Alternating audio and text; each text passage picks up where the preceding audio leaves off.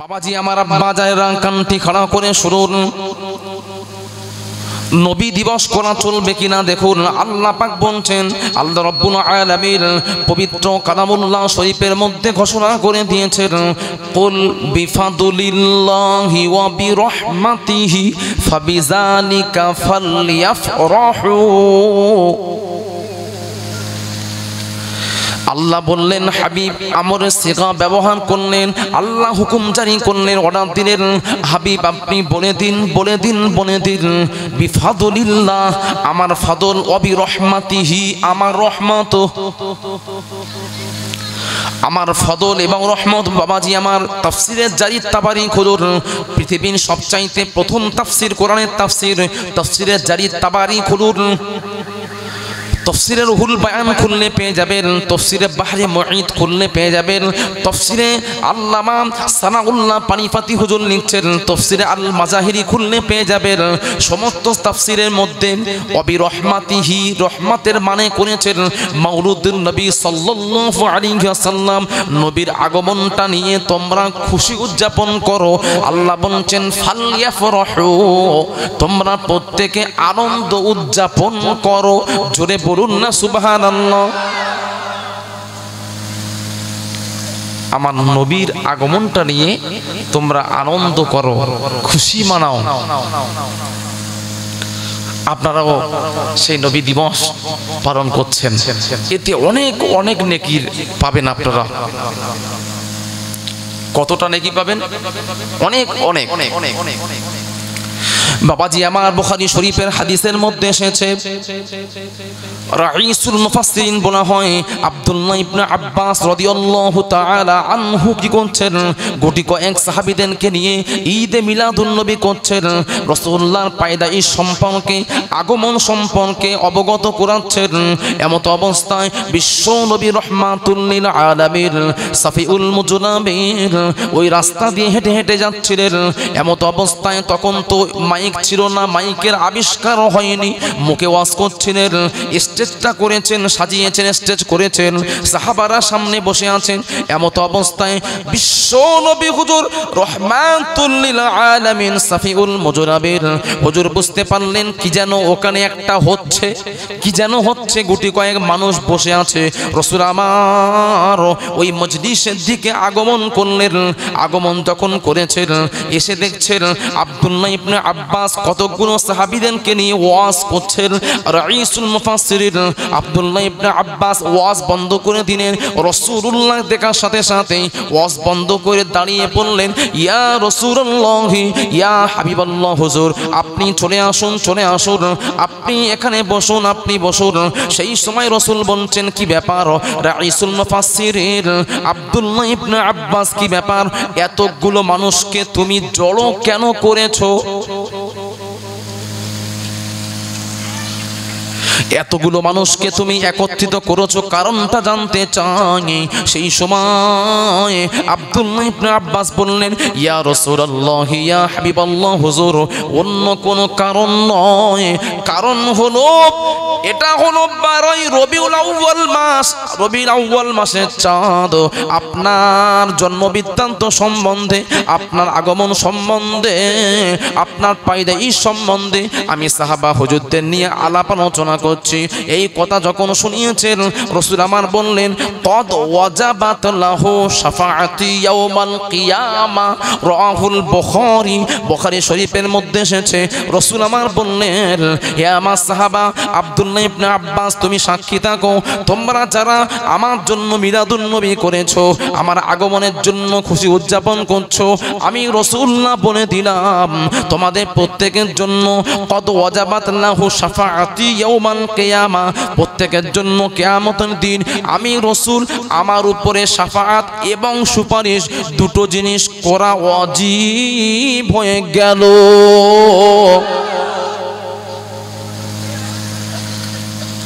বুঝতে পারলেন? সেই মিলাদুন নবী আপনারা উদযাপন করেছেন, এতে আপনারা আশা করতে পারেন যদি খালেস দিলে আপনারা এখানে এসে থাকেন, বসে থাকেন, অবশ্যই আপনারা রাসূলুল্লাহ শাফাআত পাবেন। সবাই বলি ইনশাআল্লাহ।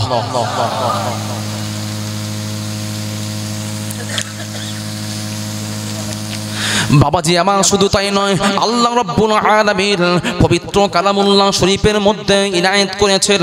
আল্লাহ বলছেন লাকাদ মান্নাল্লাহু আলাল মুমিনিনা ইয বা'সা ফীহিম রাসূলা। আল্লাহ বলছেন দুনিয়ার মানুষেরা শোনো, হে মুমিন বান্দারা শোনো, আমি তোমাদের মধ্যে থেকে আমার হাবিব, আমার নবীকে আগমন করিয়ে আমি তোমাদের উপর ইহসান করেছি, রহমত করেছি, ইহসান করেছি, দয়া করেছি। আল্লাহ বলছেন যে আমি তোমাদের মধ্যে থেকে আমার নবীকে প্রেরণ করেছি। নবী কোনো ফারিস্তা নন, নবী কোনো জিন নন, মানুষ আমাদের মতো মানুষের মধ্যে থেকে এনেছেন। তবে যদি বলি যে আমি মানুষ আর নবী মানুষ একই, তখন কিন্তু ঈমান থাকবে না, তখন ঈমান চলে যাওয়ার আশঙ্কা আছে।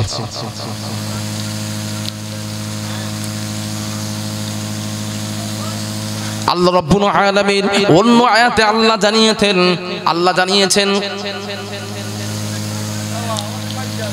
আল্লাহ রাব্বুল আলামিন অন্যান্য একাধিক আয়াতে আল্লাহ বলেছেন আমার হাবিব তোমাদের মধ্যে থেকে আমি পাঠিয়েছি।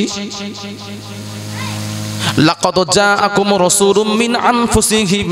আল্লাহ রাব্বুল আলামিন জানাচ্ছেন, আল্লাহ বলছেন আমি তোমাদের মধ্যে থেকে আমার হাবিবকে পাঠিয়েছি, আমার হাবিবকে দুনিয়াতে তাশরীফ আনিয়েছি তোমাদের মধ্য থেকে।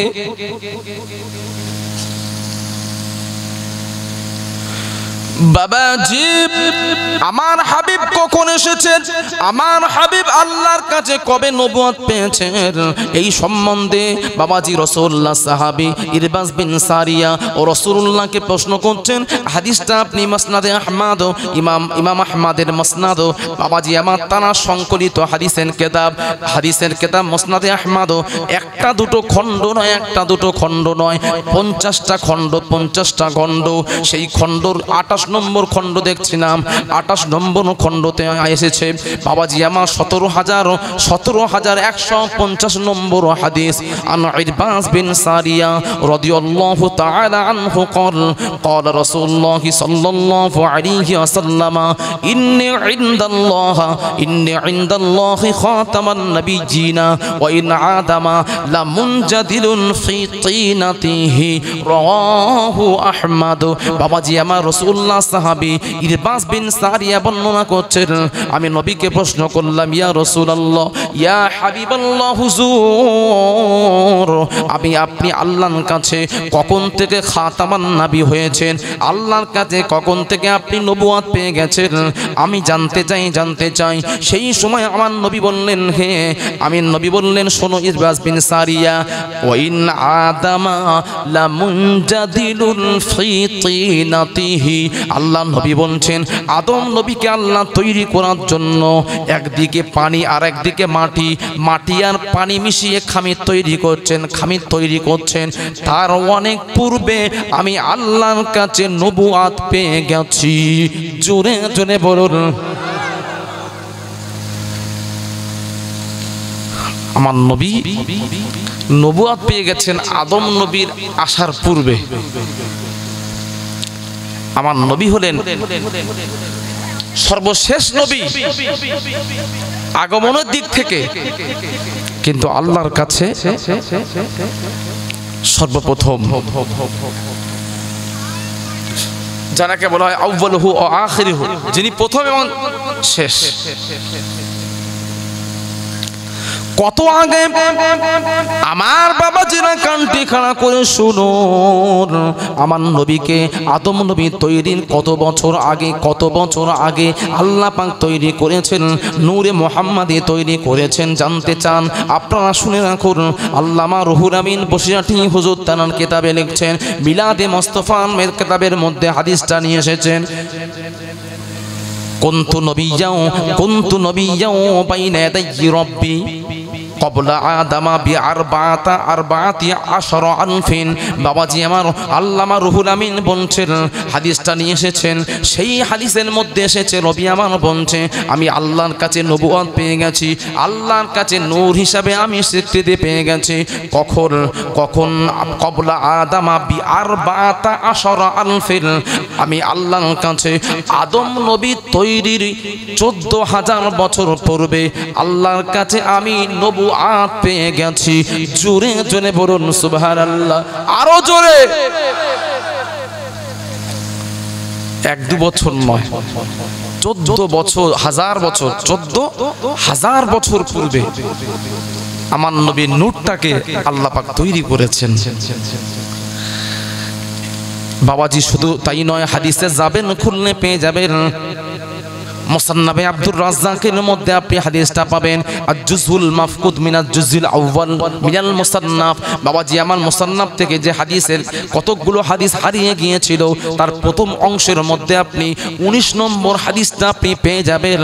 বাবাজি আমার জাবের বলছেন, জাবের বিন আব্দুল্লাহ আল আনসারী রাদিয়াল্লাহু তাআলা আনহু قال قال رسول الله صلى الله عليه وسلم بأبي أنت وأمي فأخبرني يا আল্লাহর রাসূল গো, আল্লাহর হাবিব গো, আমি আপনার কাছে প্রশ্ন করছি, আমার আব্বা আম্মা জান আপনার জন্য কুরবান হয়ে যান, আমি জানতে চাই আপনি আমাকে খবর দিন আল্লাহ পাক পৃথিবীর সর্বপ্রথম কোন জিনিস তৈরি করেছেন?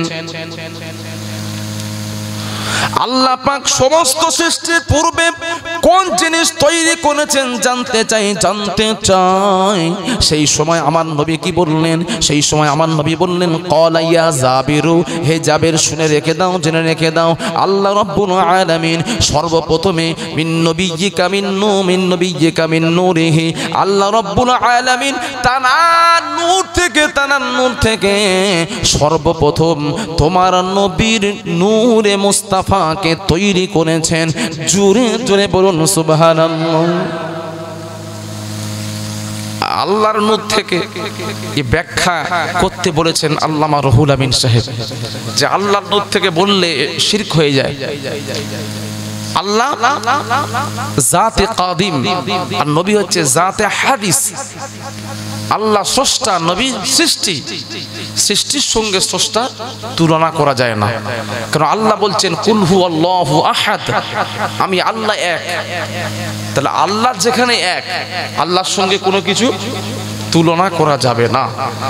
এই হাদিসের মধ্যে এটাই আল্লামা রুহুল আমিন বসিরহাটি হুজুর বোঝাতে চেয়েছেন। তিনি বলতে চাচ্ছেন যে আল্লাহ রাব্বুল আলামিন স্বতন্ত্রভাবে সম্মানের সঙ্গে, অতি সম্মানের সঙ্গে আল্লাহ স্পেশাল ভাবে নূর থেকে নূরে মুহাম্মাদিকে তৈরি করেছেন, যার জন্য ওই নূরকে নাম দেয়া হয়েছে নূরুল্লাহ, আল্লাহর নূর। যেমন বিনা পিতাতে আদম নবীকে আল্লাহ তৈরি করেছেন, বিনা বাপেতে আল্লাহ রাব্বুল আলামিন ঈসা নবীকে জন্মগ্রহণ করিয়েছেন। তাহলে তাদের আব্বা ছিল না, যার জন্য তাদের লাকাব উপাধি দেয়া হয়েছে রূহুল্লাহ, আল্লাহর আত্মা। হাকিকাতে কি তারাই আল্লাহর আত্মা? প্রকৃতপক্ষে কি তারা আল্লাহর আত্মা? চিন্তা করুন একটু, সূক্ষ্ম ব্যাপারে হাদিসের ব্যাখ্যা। এই বোঝার ভুলের জন্য বিভিন্ন ব্যাখ্যা চলে এসেছে। বাবাজি আমার আল্লামা রুহুল আমিন মিলাদে মুস্তাফা কিতাবের মধ্যে যেটা বলছেন, একটু সঠিকভাবে ঠান্ডা মাথায় যদি আমরা বুঝে নিই, তাহলে সমস্যা সমাধান হয়ে যাবে। বাবাজি আমার আল্লাহ রাব্বুল আলামিন সর্বপ্রথম ঘর তৈরি করলেন বাইতুল্লাহ, কাবা। ওই কাবার নাম দিলেন বাইতুল্লাহ, আল্লাহর ঘর। এই যে মসজিদ আছে, এটাকে আমরা আল্লাহর ঘর বলি। তাহলে কি এতে আল্লাহ থাকে? কথা বলেন, এটা তো বাইতুল্লাহ মানে আল্লাহর ঘর, তার কি আল্লাহ এখানে আছে? এটা একটা উপাধি, একটা লাকাব। তা ওরকম আল্লাহর নূর থেকে মানে আল্লাহর নূরকে কেটে নিয়ে নয়, আল্লাহ স্পেশাল ভাবে আমার নবীর নূরটাকে তৈরি করেছেন। বাবাজি আমার আব্বাজানেরা একটু মনটা দিয়ে শুনুন, কান্তি খাড়া করে শুনুন। আল্লাহ রাব্বুল আলামিন আমার নবীকে নূরে মুহাম্মাদি তৈরি করেছেন। কোন হাদিসের মধ্যে এসেছে 2000 বছর পূর্বে, কোন হাদিসের মধ্যে এসেছে 5,000 বছর পূর্বে। এরকম আমার নবীর নূরটাকে সর্বপ্রথমে তৈরি করেছেন। যত নূরের কথা এসেছে, যতই হাদিস পাকের মধ্যে এসেছে, কোন হাদিসের মধ্যে এসেছে আউয়ালু মা খালাকাল্লাহুল কলম, আল্লাহ পাক প্রথমেই কলম তৈরি করেছেন। কোন হাদিসের মধ্যে এসেছে আউয়ালু মা খালাকাল্লাহুল মা, আল্লাহ রাব্বুল আলামিন প্রথমে মা পানি তৈরি করেছেন। আল্লাহ রাব্বুল আলামিন অন্য হাদিসে এসেছেন আউয়ালু মা খালাকাল্লাহুল আরশ, আল্লাহ পাক সর্বপ্রথমে আরশ তৈরি করেছেন। হাদিসের মধ্যে এসেছে আউয়ালু মা খালাকাল্লাহু নূরি, আমার নবী বলছেন আমার নূরটা সর্বপ্রথম আল্লাহ তৈরি করেছেন। 5টা কথা হাদিসের মধ্যে এসেছেন। প্রথমে তৈরি পানি, প্রথমে তৈরি আরশ, প্রথমে তৈরি কলম, প্রথমে তৈরি আমার নবীর নূর। তাহলে এত শব্দ প্রথমে হলো, এবার প্রথম কোনটা, সর্বপ্রথম কোনটা তৈরি হয়েছেন? ইমামরা ইস্তেহাদ করে, হাদিসের ইমাম যারা, নাক্কাদে হাদিস যারা, তারা হাদিসকে রিসার্চ করে গবেষণা করে বের করেছেন। গবেষণা করে বলেছেন সর্বপ্রথম তৈরি যেটা, সেটা অন্য কিছু নয়, সেটা হলো আমার নবীর নূর আল্লাহ প্রথম তৈরি করেছেন। জোরে জোরে বলুন সুবহানাল্লাহ।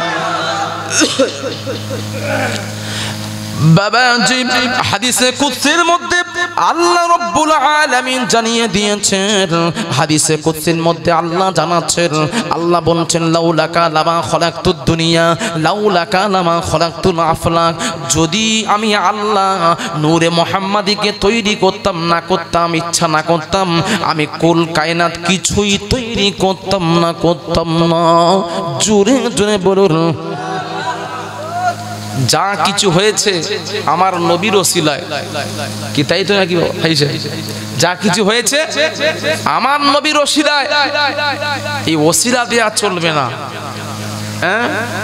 এখন ওসিলা দেয়া চলবে না বলে এক শ্রেণীর মনীষা বেরিয়েছে যে পিঠ মানা যাবে না, যা হবে সরাসরি। বুঝতে পারছেন? ওদিকে কর্ণপাত করবেন না।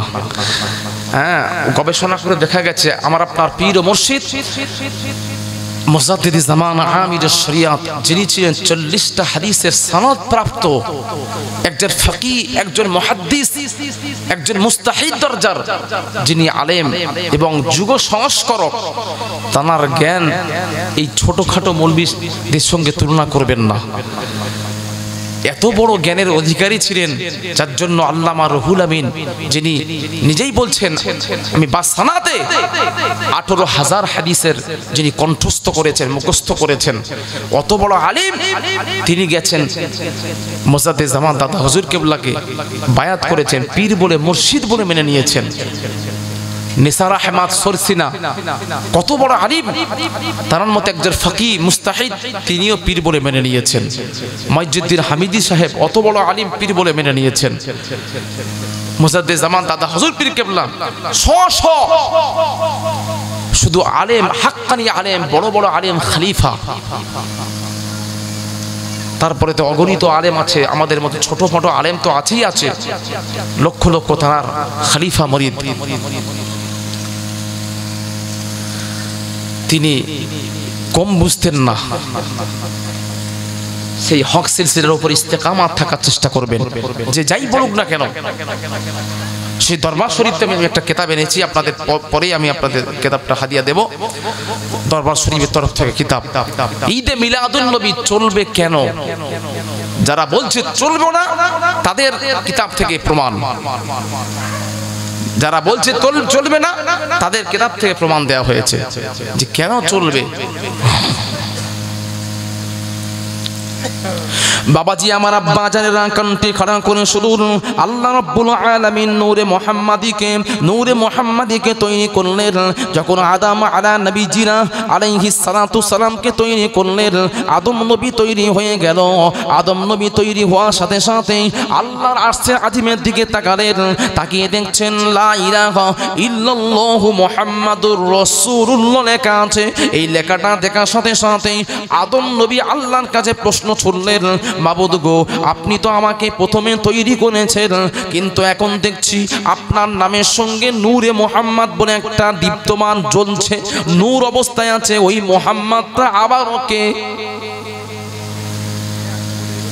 আল্লাহ বললেন আদম রে, মুহাম্মাদের পরিচয়টা তোমাকে পরে দেব, চিন্তা করো না। মুহাম্মাদের কথাটা পরিচয় পরে দেব, এখন তুমি চুপ করো। আদম নবী একা একা দুনিয়াতে ঘোরাফেরা করছে, ভালো লাগে না, একা একা ভালো লাগে না। এবার কি করলেন? হাদিসের মধ্যে এসেছে আল্লাহ রাব্বুল আলামিন আদম নবীর বাম পাঁজরের একটা হাড় ছাড়িয়ে নিলেন। হাড় ছাড়িয়ে নিয়ে হাওয়া ফুঁক দেওয়ার সাথে সাথে আমাদের আম্মাজান হাওয়া আলাইহিস সালাতু ওয়াস সালাম তৈরি হয়ে গেল। আদম নবীর বাম পাঁজরের হাড় থেকে। এজন্য ডাক্তাররা রিসার্চ গবেষণা করে বলেছে যে আপনার পুরুষের থেকে মেয়েদের একটা হাড় বেশি, মা বোনেদের হাড় থেকে আমাদের হাড় একটা কম আছে। কেন না? আমাদের একটা হাড় ছাড়িয়ে নেওয়া হয়েছিল, ওই হাড় থেকেই আম্মাজান হাওয়া আলাইহিস সালাতু ওয়াস সালামকে তৈরি করা হয়েছে। হাওয়া আলাইহিস সালাতু ওয়াস সালাম যুবতী কুমারী তৈরি করেছেন। এবার কি করছেন? আদম নবী যখন ভালো লাগছে না, আল্লাহ সান্ত্বনা দেওয়ার জন্য হাওয়া আলাইহিস সালাতু ওয়াস সালামের সঙ্গে আদম নবীর বিয়ে পড়িয়ে দিলেন, নিকাহ পড়িয়ে দিলেন। যখন বিয়ে পড়িয়ে দিলেন, আল্লাহ বিয়ে পড়াচ্ছেন, সাক্ষী ছিলেন ফারিস্তা আলাইহিস সালাতু সালামরা।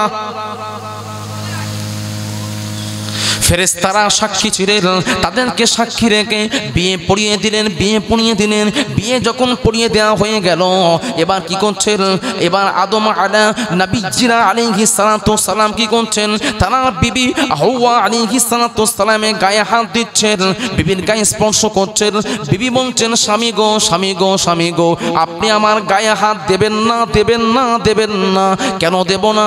আগে আমার দেন মোহরটা আদায় করুন, তারপরে আমার গায়ে হাত দেবেন। কি বললেন? দেনমোহরটা আগে দেন, তারপরে হাত দেবেন। এবার কি করছেন? এবার আল্লাহর দরবারে আদম নবী সাজদায় পড়ে গেলেন। রব্বুল আলামিন, আল্লাহ গো, আপনি তো বিয়ে পড়িয়ে দিয়েছেন। আল্লাহ গো, আমি মোহর কি জিনিস জানি না। এখন আমার বিবি তো গায়ে হাত দিতে দিচ্ছেন না, স্পর্শ করতে দিচ্ছে না। তিনি বলছেন মোহর দিতে হবে। আল্লাহ গো, মোহরটা কি? মাল মোহরটা কি জানি না। আল্লাহ বললেন, হাবিব আমার নবী আদম, তুমি আমাকে যখন ভূমিষ্ঠ হলে আমাকে প্রশ্ন করেছিলে। রব্বুল আলামিন, আল্লাহ গো, আপনি তো আমাকে প্রথম তৈরি করেছেন, তাহলে আপনার নামের সঙ্গে মুহাম্মদ বলে একটা নাম আছে, ওই মুহাম্মদকে আল্লাহ বললেন, হে আমার নবী আদম, আমি তোমাকে বলেছিলাম একটু পরে মুহাম্মাদের ওই নূরের পরিচয় দেব। এবার তুমি শুনে নাও, ওই নূরটাকে আমি ভালোবাসি। ওই নূরটা যদি না তৈরি করতাম, তোমাকেও তৈরি করতাম না।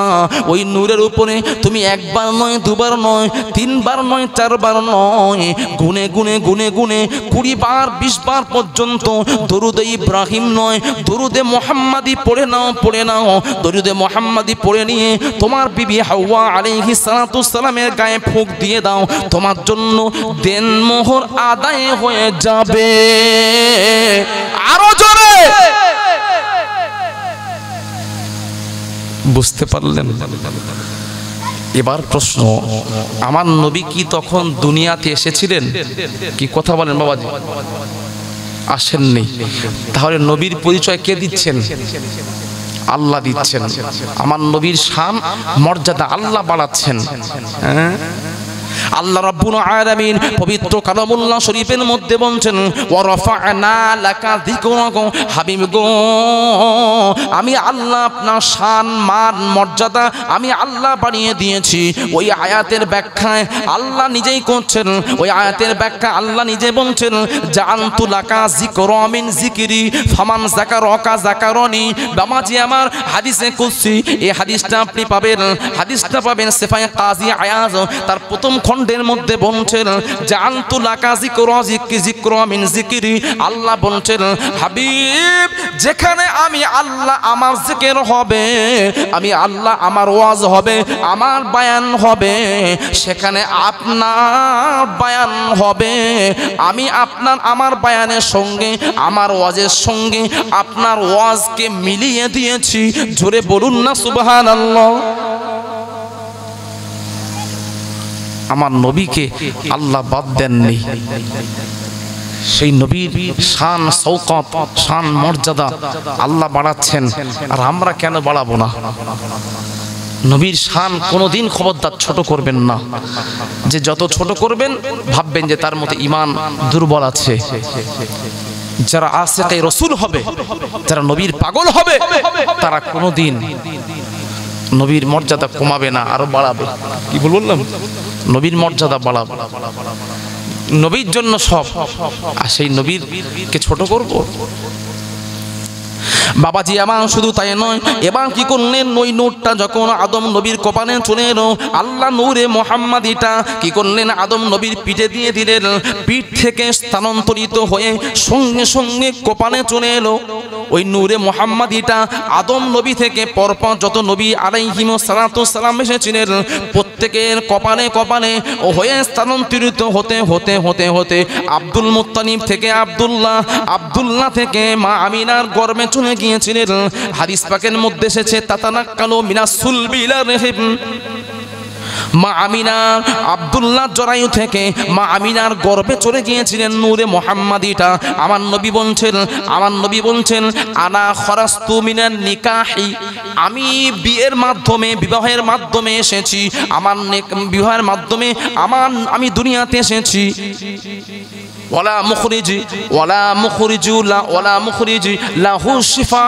আমি কিন্তু অবৈধভাবে আসি নাই, যারা জেনা করেছে তাদের মাধ্যমে আমি আসি নাই। রাসূল নিজেই বলছেন আমার পূর্বপুরুষরা আদম নবী থেকে শুরু করে আমার আম্মাজান পর্যন্ত আমার নূরটা আল্লাহ পাক একের পর এক স্থানান্তরিত কোণে এনেছেন। তারা প্রত্যেকেই ছিল বিয়ে করেছিল, তারা কেউ শিরক করতো না, তারা মূর্তি পূজা করতো না, এক আল্লাহকে তারা আল্লাহ বলে মানত। জোরে বলুন না সুবহানাল্লাহ। আমার নবীর নূরটা যে পুরুষ এবং যে মহিলার সঙ্গে মাধ্যমে এসেছে তারা প্রত্যেকেই আল্লাহকে এক বলে মানত। সেই যুগে তারা মুসলমান ছিল, আল্লাহকে মেনেছে, শিরক বিদআত করতেন না। বাবাজি আমার শোনেন, এবার কি করছেন নবী ইব্রাহিম আলাইহিস সালাতু সালামের মধ্যে যখন নূরে মুহাম্মাদি ছিল, আল্লাহর নবী খলিলুল্লাহর মধ্যে ইব্রাহিম নবীর মধ্যে নূরে মুহাম্মাদি ছিল। আল্লাহ কি করলেন যখন ওই নমরুদ বলেছিল ইব্রাহিম নবীকে অগ্নিকুণ্ডতে ফেলা হবে, আগুনে ফেলে দেওয়া হবে, আপনারা প্রত্যেকে জানেন, আপনারা প্রত্যেকে শুনেছেন ইব্রাহিম নবীকে আগুনে ফেলা হয়েছিল। সেই সময় কিন্তু আল্লাহ পাক আগুনকে অর্ডার দিলেন। আল্লাহ পাক নিজেই বলছেন কুল ইয়া নারু কুনি বারদাও ওয়া সালামান আলা ইব্রাহিম। আল্লাহ বলছেন খবরদার আগুন, তোমাকে আমি বলছি তুমি আমার নবী ইব্রাহিমের উপরে শান্তি হয়ে যাও, সালামাত হয়ে যাও। বাবাজি আমার হাকিকাত কারণটা শুনুন, ইমামরা লিখছেন হাকিকাত কারণটা দেখুন, হাকিকাত কারণটা দেখুন। আল্লাহ পাক আগুনকে স্পেশাল ভাবে নিষেধ করার কারণ হলো শুধু ইব্রাহিম নবী ছিলেন না, দৈহিক দিক থেকে শরীরের গঠনের দিক থেকে ইব্রাহিম নবী ছিলেন, আর আমার নবী আত্মার দিক দিয়ে নূরে মুহাম্মাদি ছিল। আমার নবী মুহাম্মাদের নূরটা ইব্রাহিম নবীর কপালে থাকার কারণে আল্লাহ পাক বিশেষভাবে আগুনকে অর্ডার দিলেন, আগুনে খবরদার আমার নবী খালিলকে পোড়াবে পোড়াবি না, তার সাথে সাথে আমার নবী নূর নূরে মুস্তাফা আছে তাকেও কষ্ট দিবি না। জোরে জোরে বলুন সুবহানাল্লাহ। শুধু ইব্রাহিম নবী ছিলেন না, আমার নবীর নূরটাও ছিল, যার জন্য আল্লাহ বিশেষভাবে করেছেন। আমার বনগ্রাম বাবাজিরা, আব্বা জানেরা, মা ও বোনেরা, কান্তি খানা করে শুনুন। এবার কি করলেন? ওইভাবে নোটটা চলে এলো, আব্দুল মুত্তালিবের পেশানিতে চলে এলো। হাদিস পাকের মধ্যে এসেছে, আব্দুল মুত্তালিবের কপালে যখন নূরে মুহাম্মাদি ছিল, আব্দুল মুত্তালিব নিজেই বর্ণনা করছেন, আমার কোনোদিন আর রাতের অন্ধকারে লাইট লাগতো না, রাতের অন্ধকারে আমার কাছে কোনো টর্চ লাইট ব্যবহার করতে হতো না। রাতের অন্ধকারটা আমার কাছে দিনের বেলার মতো পরিষ্কার লাগতো। জোরে জোরে বলুন সুবহানাল্লাহ। পরিষ্কার লাগতো।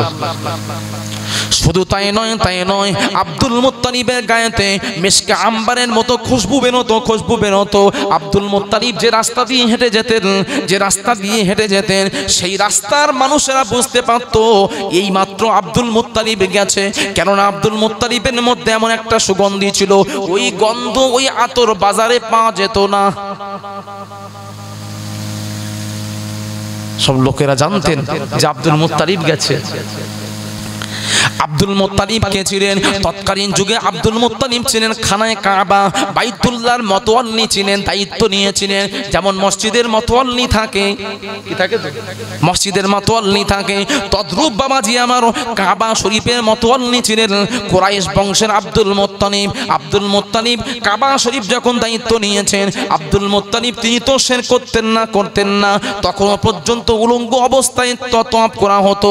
তিনি বারণ করার সত্ত্বেও তবু নিষেধ কেউ মানেনি, কথা মানেনি। এবার কি করছেন? তার পাশেই ছিল জমজম কুয়া, আবে জমজম কুয়ার পানিটা, ওই পানিটা তারা নষ্ট করে ফেলছে। ওখানেই তারা আবর্জনা ফেলছে, ময়লা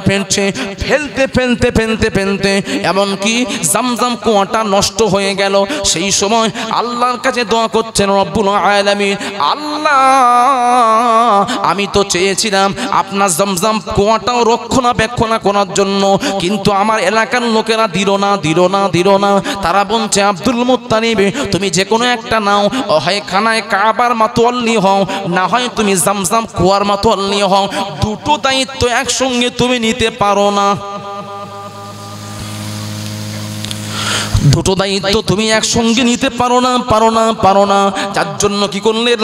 আব্দুল মুত্তালিব খানায়ে কাবা বাইতুল্লাহর মধ্যে থেকে আল্লাহর কাছে দোয়া করলেন, রব্বুল আলামিন, আল্লাহ গো আমি আপনার কাছে দোয়া করি, আল্লাহ গো আপনি আমার পুত্র সন্তান বেরিয়ে দিন, পুত্র সন্তান বেশি করে দিন।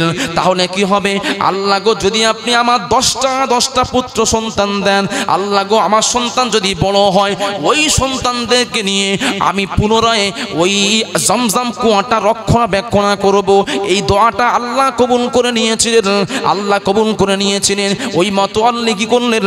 বাবাজি আমার রাসূলুল্লাহ দাদা আব্দুল মুত্তালিব বলেছিলেন, আল্লাহ গো আপনি যদি 10টা পুত্র আমার দান করেন, আমি যদি ওই খানায়ে কাবার পাশে যে আবে জমজমের কুয়া আছে, ওই কুয়াটা যদি আমি দায়িত্ব নিতে পারি, আমি কথা দিলাম আমার 10টা ছেলের মধ্যে থেকে একটা ছেলে আপনার জন্য কুরবানি করে দেব। এইভাবে তিনি আল্লাহর কাছে মানত করেছিলেন। আল্লাহ সেই দোয়াটা কবুল করেছিলেন। কবুল করে একটা দুটো তিনটে করতে আব্দুল মুত্তালিবকে আল্লাহ পাক 10টা পুত্র দান করলেন, 10টা পুত্র সন্তান দিয়েছেন, 6টা কন্যা সন্তান দান করেছেন। ওই পুত্র সন্তানগুলো যখন বড় হয়ে গেল, তাদের কি করলেন? তাদেরকে নিয়ে ওই পুনরায় ভাবে কুরাইশ বংশের মানুষদের সঙ্গে একটু যুদ্ধ বিদ্রোহ করে ওই খানায়ে কাবার পাশে যে জমজম কুয়া আছে, ওই কুয়াটা দায়িত্ব নিয়ে নিলেন, রক্ষণাবেক্ষণ দায়িত্ব নিয়ে নিলেন। দায়িত্ব যখন নিয়েছেন, দেয়া হয়ে গেল, আর সেই সময় কি করলেন? 10টা পুত্রদেরকে ওই খানায়ে কাবা বাইতুল্লাহর সামনে বসিয়ে বলছেন, হে আমার পুত্ররা সন্তানেরা, তোমরা শুনে রেখে দাও, আমি আল্লাহর কাছে মানত করেছি, তোমরা যদি আমার 10টা সন্তান হও, তোমরা যদি বড় হও, তোমাদের মাধ্যমে যদি আমি ওই জমজম কুয়ার পানিটা যদি রক্ষণাবেক্ষণ করতে পারে, দায়িত্ব নিতে পারে, আমি নিয়ত করেছি তোমার 10 ভাইয়ের মধ্যে যে কোনো একজনকে আল্লাহর জন্য কুরবানি দিয়ে দেব। তোমরা বলো কে কুরবানি হতে রাজি আছো? এবার 10 ভাই তো চিন্তা করছে যে আমরা কি বলবো, কে কুরবানি হবে। সেই সময় বড় ছেলে হারিস বললেন, আব্বাজান এইভাবে বললে কিন্তু কেউ রাজি হবে না। আপনি এক কাজ করুন, আমাদের 10 ভাইয়ের নাম লিখে আপনি লটারি করুন, লটারি সিস্টেম করুন। যার নাম এসে যাবে, যার নাম আপনি প্রথমে তুলবেন, যার নাম আসবে তাকেই আপনি আল্লাহর জন্য কুরবানি দেবেন। বলে বেটা তুই ঠিক বলেছিস। এবার 10টা সন্তানের নাম লিখলেন, নাম লিখে রেডি করলেন। দেখলেন যে প্রথম যে লটারি তুললেন তার নাম এসেছে, তিনি হলেন অন্য কেউ নয় রাসূলুল্লাহর আব্বাজান আব্দুল্লাহর নাম এসেছে। সর্বপ্রথমে আব্দুল্লাহর নাম এসেছে। আব্দুল্লাহকে আব্দুল মুত্তালিবের ছোট সন্তান, আদরের সন্তান, তার নাম এলো। কিচ্ছু করার নেই, নাম যখন এসেছে তাকে কতল করতেই হবে, তাকে আল্লাহর জন্য জবাই করার জন্য নিয়ে যাচ্ছে। বাবাজি আমার গল্প করছি না, এই কথাটা আপনি পাবেন আল্লামা ইবনে কাসির হুজুর লিখছেন আল বিদায়া ওয়ান নিহায়া 2য় খণ্ড। 10টা খণ্ড আছে, 10 খণ্ড। 2য় খণ্ড আপনি খুললে পেয়ে যাবেন। এবার সন্তানকে নিয়ে জবাই করার জন্য নির্দিষ্ট স্থানে চলে গেছেন। এবার জবাই করতে শুরু করবেন, হাত চালিয়ে দিয়েছেন। এমত অবস্থায় বড় সেজে পুত্র আব্বাস গিয়ে বলছেন, আব্বাজান আপনি জবাই করবেন না।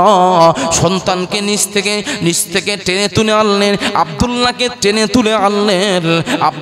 টেনে তোলার সময় আব্দুল মুত্তালিব এত রাগান্বিত হয়েছিল, এত জোরে চপড় মেরেছে। কিতাবের মধ্যে পাওয়া যায় মৃত্যু পর্যন্ত 5টা আঙুলের দাগ তার এই কপালে কানের পাশে গালের মধ্যে 5টা আঙুলের দাগ বিদ্যমান ছিল। মৃত্যুর আগে পর্যন্ত এত জোরে মেরেছে। এবার ফ্যামিলির সকলে বলছে কি হলো, কি করা যায়। এবার কি করলেন, তারা বললেন ঠিক আছে এইভাবে সন্তানকে হত্যা করা যাবে না। যদি আপনি সন্তানকে জবাই করার প্রচলন চালু করেন সমাজের মধ্যে শান্তি আসবে না, অশান্তি বিরাজমান করবে। চলুন আমাদের এলাকায় প্রসিদ্ধ ব্যক্তি আছে যিনি হচ্ছে ভালো বিচার করে, গণক হাত দেখে বলে দিতে পারে। চলুন থানার দরবারে যাই, চলুন। এবার যখন নিয়ে চলে গেলেন 10টা পুত্রকে নিয়ে হাজির করালেন। এবার বলছেন 10টা পুত্রের মধ্যে কোন পুত্রর নাম এসেছে, না আব্দুল্লাহ নাম এসেছে। সেই জজ সাহেব কি বলছেন, গণক সাহেব বলে দিচ্ছেন আব্দুল্লাহর নাম যখন এসেছে, আব্দুল্লাহর নাম থাকো, তার সঙ্গে আপনি প্রথমেই 10টা উট কিনবেন। 10টাই উটের নাম আপনি নির্ধারণ করবেন, কালো, সাদা, নীল ইত্যাদি যে কোনো একটা আপনি নাম দেবেন।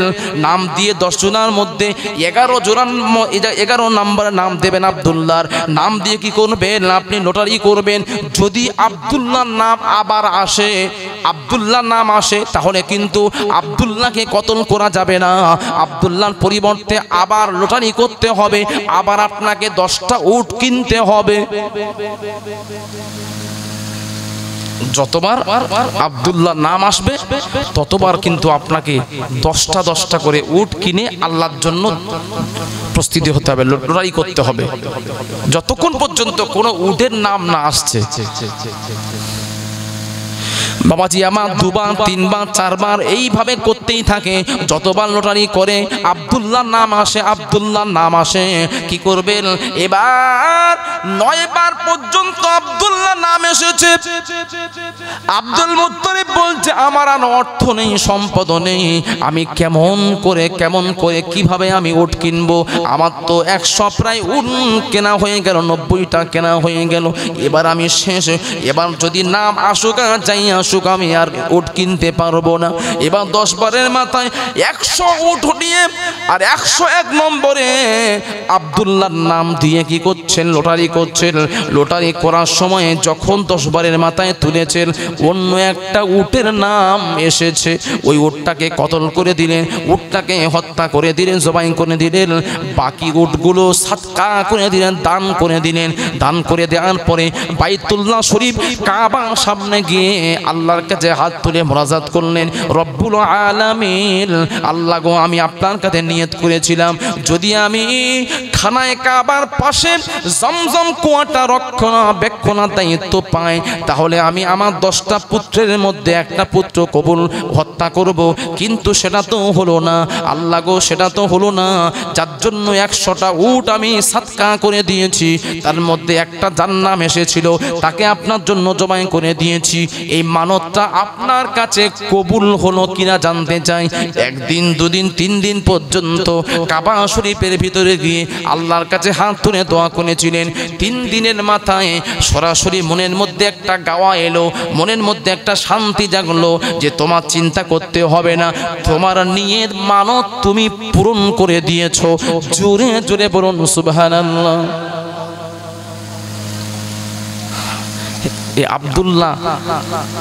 আব্দুল্লাহকে তো কতল করতে গিয়েছিলেন, সেখান থেকে ফিরিয়ে আনলেন। কেন আব্দুল্লাহকে কতল করা যাবে না? কারণ আব্দুল্লাহর পেশানিতে কি আছে? নূরে মুহাম্মাদি আছে। আব্দুল্লাহর জরায়ুতে আখেরি জামানার নবী হবেন, তিনি কেমন করে হত্যা হবেন এটা আল্লাহ পাক এ কাজ করাতে পারবেন না।